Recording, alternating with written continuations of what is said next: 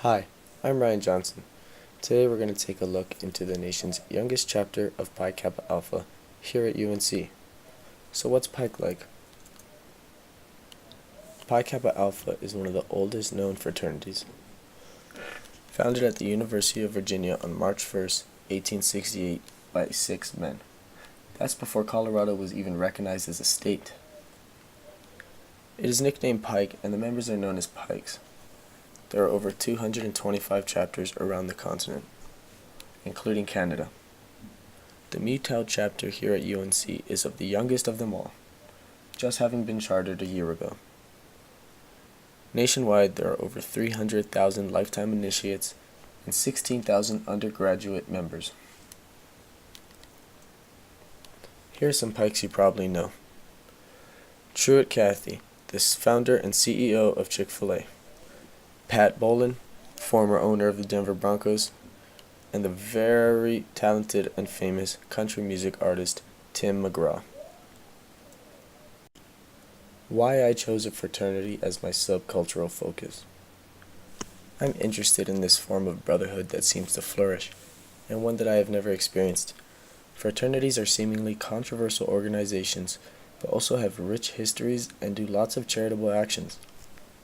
In this presentation, I describe my experience actively participating in a multitude of events including philanthropy, a weekly meeting, and an individual conversation I had.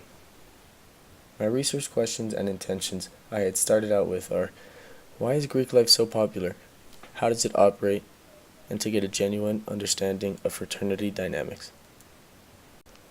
Fraternity structure. This aspect of the fraternity always really intrigued me, so I asked to be invited to a meeting. The fraternity structure is almost like a business or maybe even a government. The executive board includes a president, internal and external vice president, secretary, treasurer, recruitment chair, social chair, and a sergeant at arms.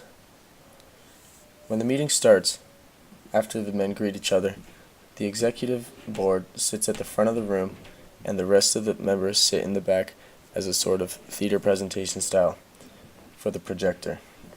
Then they do their preamble, which is sort of like a Pike Pledge of Allegiance.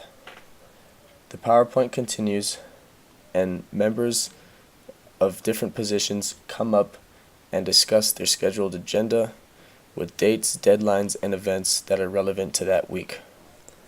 The dress attire is business formal. The behavior is business professional, and the environment created is definitely one that advocates for strong professional businessmen. In this particular meeting, we were blessed with some local Girl Scouts to bring us some cookies.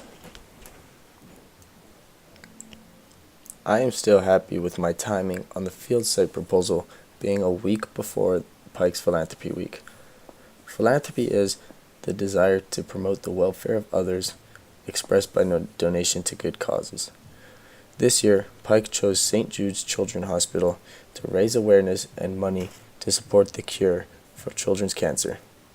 This year, they raised over $4,300. On Tuesday, February 26th, I attended the Pike Spike volleyball tournament at the campus recreation center.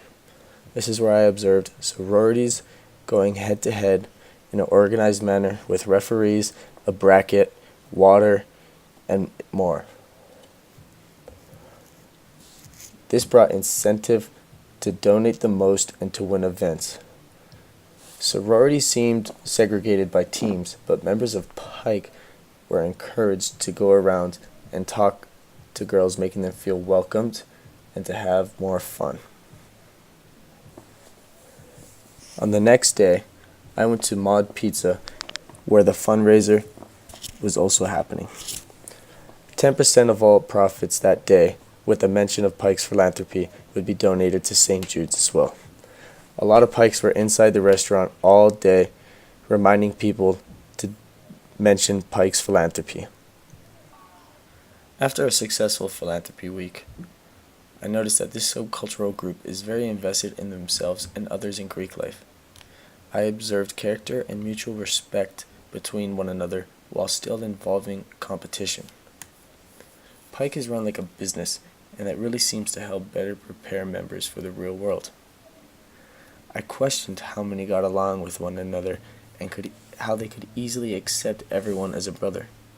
I later learned from my interview with the recruitment chair that the recruitment process itself sort of filters these specific kinds of men.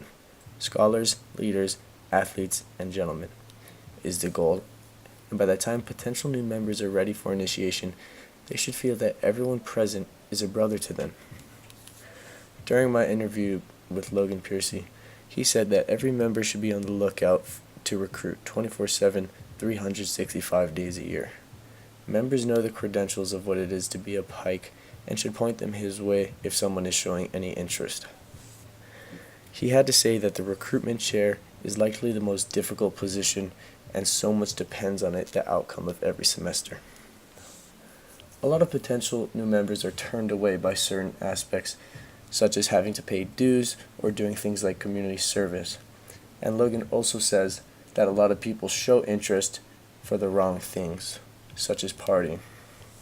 It's a lot of pressure to manage, he says, and he can't wait to be done with that position. In conclusion, posing as an ethnographer for this project was almost exhilarating. I learned so much about myself, came out of my introversion for a good time, and I can genuinely say I made a few good friends. This was an awesome learning opportunity to learn for myself firsthand about a subcultural group I've always been interested about but never saw the good side to. This fraternity offers a lifelong string of connections through brotherhood in a fashion unlike most.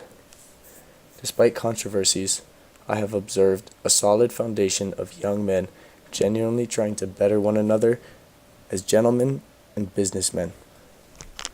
Thank you for listening.